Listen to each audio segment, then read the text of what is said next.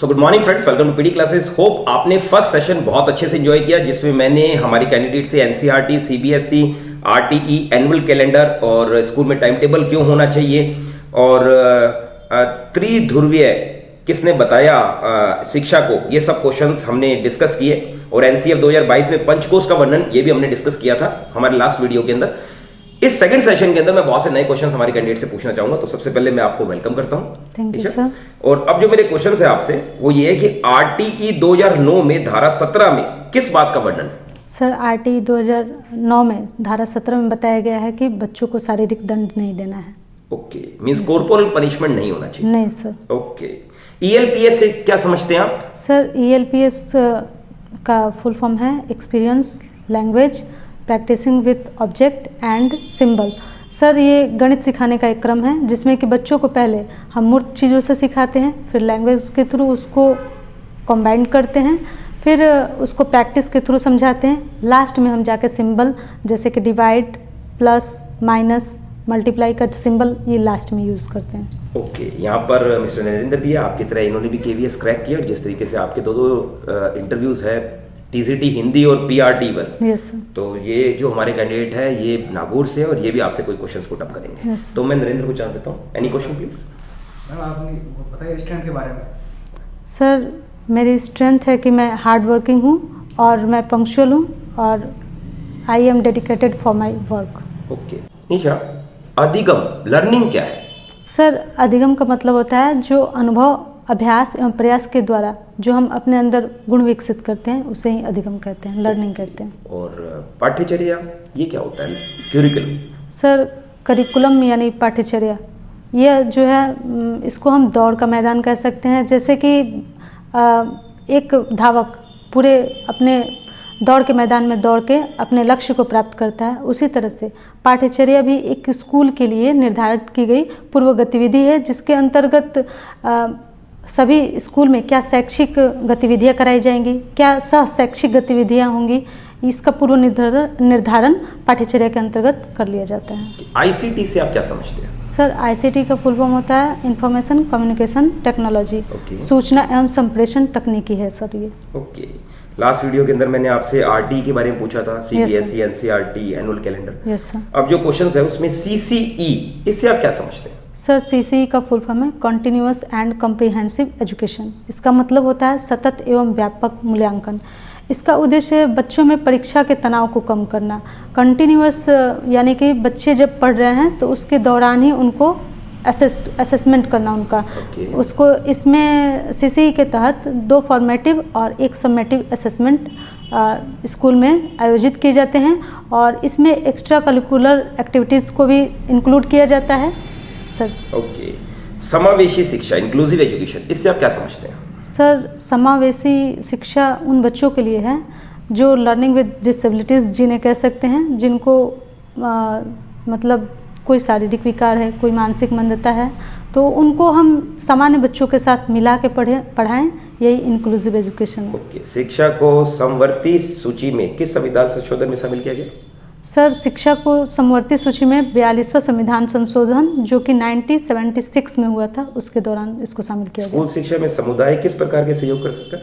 Sir, school शिक्षा में समुदाय बहुत सहयोग कर सकता है। सर, अगर जो समुदाय बनता है वो हमारे गांव के लोगों के द्वारा ही निर्धारित होता है, तो वहाँ अगर नारी शिक्षा पीछे है या फिर स्कूल के इंफ्रास्ट्रक्चर जो है वो सही नहीं है, तो उसमें समुदाय काफ़ी हेल्प कर सकता है। अगर स्कूल की बेसिक नीड्स पूरी नहीं हो रही हैं तो पैसे मिला के वहाँ के जो नीड्स हैं उनको फुलफिल किए जा सकते हैं। ओके, मनोदर्पण क्या है? सर, मनोदर्पण ये कोविड काल के दौरान आया।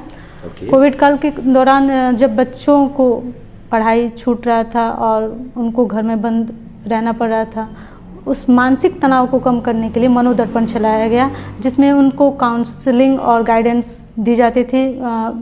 मिनिस्ट्री ऑफ एजुकेशन जो है उसका एक पोर्टल है मनोदर्पण, उसी के थ्रू उनको काउंसलिंग और गाइडेंस दी जाती थी। निशा, भारत में अंग्रेजी शिक्षा का मैग्ना कार्टा किसे कहा गया? सर, अंग्रेजी शिक्षा का मैग्ना कार्टा वुड्स डिस्पैच 1854 को कहा जाता है। ओके, माध्यमिक शिक्षा की वकालत सर्वप्रथम किस आयोग के द्वारा की गई? सर, माध्यमिक शिक्षा की वकालत सर्वप्रथम स्वतंत्र भारत में बात करें तो मुदालियर आयोग के द्वारा की गई। ओके, यूजीसी क्या है और इसकी स्थापना कब हुई थी? सर यूजीसी का फुल फॉर्म है यूनिवर्सिटी ग्रांट कमीशन और इसका हिंदी अर्थ होता है विश्वविद्यालय अनुदान आयोग। यह विश्वविद्यालय के लिए नियम बनाता है और विश्वविद्यालय शिक्षा के नियम को लागू भी करता है और जो मान्यता देनी होती है जिस विश्वविद्यालय को एस्टेब्लिश करना होता है तो उसको मान्यता भी प्राप्त करता है। एनईपी 2020 किसकी अध्यक्षता में तैयार की गई? सर एनईपी 2020 डॉक्टर कस्तूरी रंगन की अध्यक्षता में तैयार किया गया जो कि पूर्व इसरो चीफ भी रहे हैं। और एनईपी 2020 में 5+3+3+4 के फॉर्मूले को समझा सकते हैं? जी सर।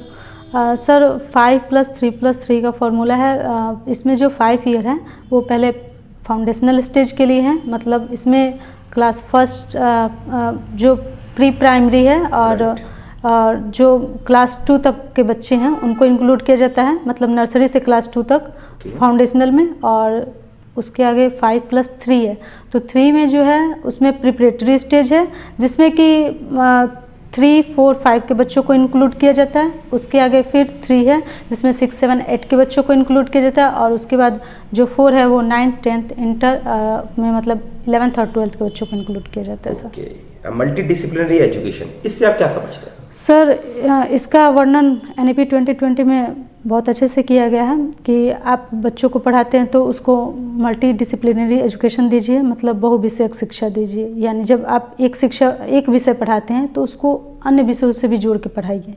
यही मल्टी डिसिप्लिनरी एजुकेशन। आपके हिसाब से एक टीचर में क्या क्वालिटीज होनी चाहिए? सर सबसे पहले टीचर को जो है उसको अपने बच्चों के लिए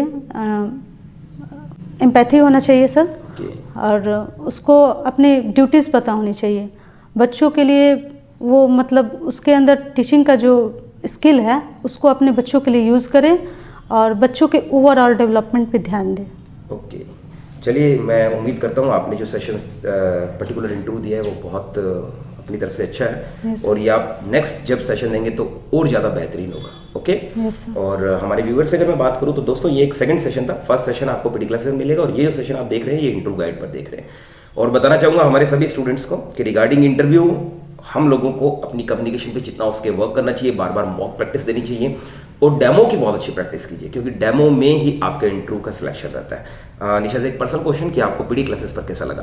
सर पीडी क्लासेस में आके मुझे बहुत अच्छा लगा और मैं थोड़ी सी आज नर्वस भी फील कर रही हूँ क्योंकि मैं यहाँ छोड़ के जा रही हूँ और हमें भी बहुत दुख है। सर मतलब अच्छा लगा बहुत यहाँ आके, मेरा कॉन्फिडेंस बिल्डअप हुआ है और सब कुछ मुझे जैसी एक्सपेक्टेशन से उससे कुछ ज़्यादा ही मिला सर यहाँ।